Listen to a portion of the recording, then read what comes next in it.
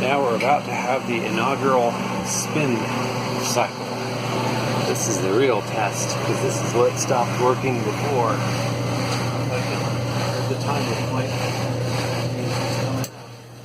Hey, listen to that. Here we go. And I should ask you guys about that pulley right there. Of course, the whole thing's shaking after the spin cycle. The pulley's a little bit wobbly. What do you guys think of that? I'll have to get another video of that while it's just pumping. It's shaking. Always a little wobbly. Anyway, another thanks to the fellas at automaticwasher.org. Notice that. October 4th, 1984. I'm bummed to lose the original part. I love originality, but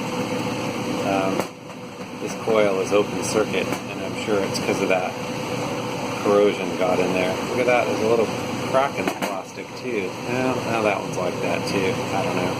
I think a little water got in there. That's all I can figure. I don't know. So anyway, she's up and running once again. Cool. Thanks, fellas.